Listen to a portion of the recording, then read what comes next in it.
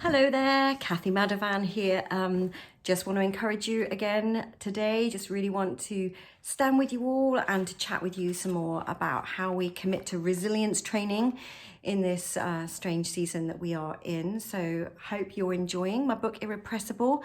I may keep meaning to mention it is actually available on audiobook as well for all you audiobook junkies out there. Aren't audiobooks great? I'm so thankful that the publisher enabled us to get that made into an audiobook.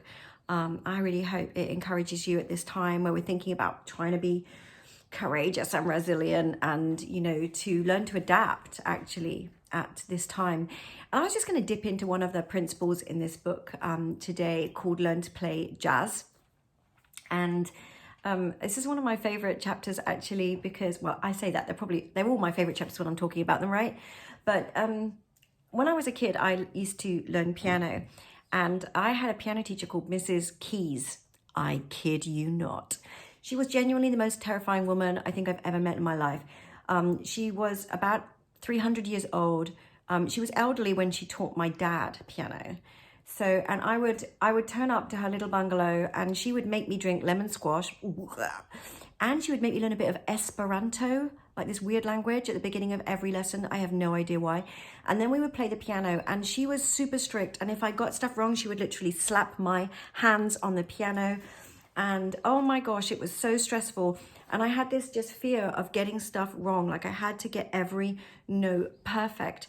And in many ways, that piano was my therapy and my place where I would go to when I was struggling with things in life when I was growing up. It was my safe space, the piano. And yet it had also become a place of fear, because my way of sorting out my inner world, if you like, was to get every note perfect. It's like I couldn't control what was going on around me, but I could get the left hand right on that, in that Bach cantata. I could nail that bass line. And so it became a place of, yes, therapy, but in a way it became a place of perfectionism. But about a mile away from my piano teacher lived my grandparents, and my grandfather was like a jazz blues musician. He never learned to read music, but he could play anything, like the piano, the accordion, the banjo. Like he just whack out stuff. He just played it all by ear. And when I used to be taught stuff by him, it used to be so playful and so fun, and he would just turn like any piece into a swing piece, and we would sit on the stool, and grandma would dance around the room, and it was like a totally different world to Mrs. Key's house. And really there is something about jazz as a music mindset. In fact, I think in the thing I put here by Nina Simone, the amazing jazz singer, said, jazz is not just music, it's a way of life, it's a way of being, a way of thinking. And jazz is, because it takes all the musical principles, and jazz musicians are incredible musicians. They know how music works. It's not that they are ignoring the rules of music, but they've learned to take some risks with it. They've learned to color outside the lines a little bit. They've learned to, to be a little bit freer with the rules. And that's hard when you're a perfectionist, or that's hard when you're a control freak. And that's hard when, frankly, you feel like there's a right way for things to be done, or you wish that life was like this. Like, this is plan A. This is what I wanted life to look like. Well, for many of us right now, we are not in a plan A situation whatsoever, are we? We're in plan B. Some of us were in plan Z, actually, at the moment. And that sense of the music playing the way we wanted it to play is not going well, actually. I've described this season as learning to play by ear, even when you don't like the melody. And that's often jazz. It's learning that when an unexpected note or an unexpected chord happens, that it's not the end of the piece. The tension in the music can actually take you to a place you weren't expecting to go at all.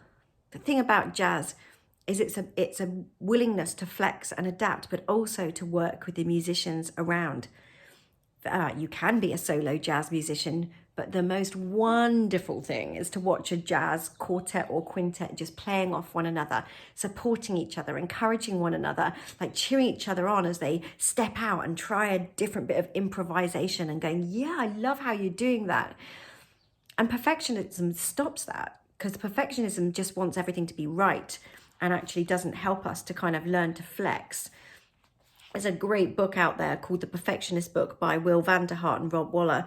And they say that perfectionists tend to do these things. They set impossibly tough goals or high standards that are hard to achieve.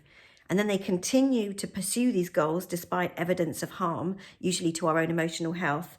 And then we base our self-esteem partly on whether we've accomplished these absolutely almost unaccomplishable goals. That's perfectionism.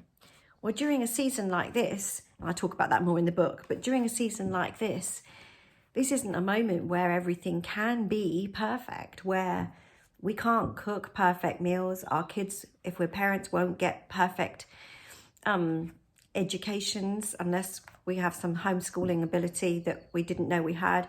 You know, probably there will be some moments in our homes, if we're not living alone, that will look a bit tense. Our work life doesn't look perfect. So there is something about being able to learn to play jazz, to take some risks, to colour outside the lines a little bit, to try some new things, to give ourselves permission to step off planet perfect and actually to say good enough might be good enough, and to try some new ways of doing things.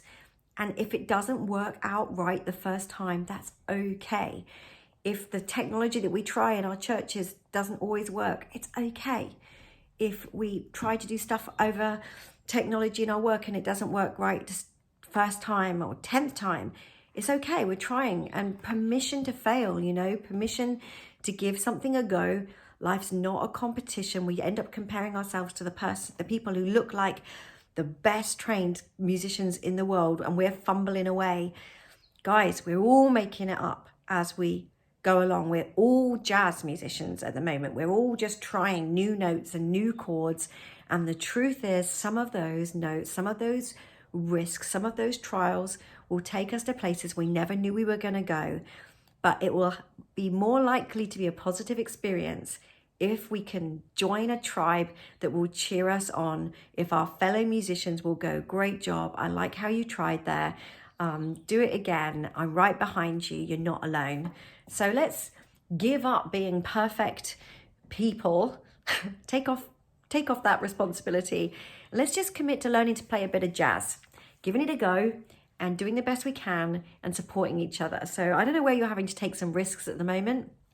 Let me know where you're having to step out, trying some new things, and you know, let's just cheer each other on. It's important that we do.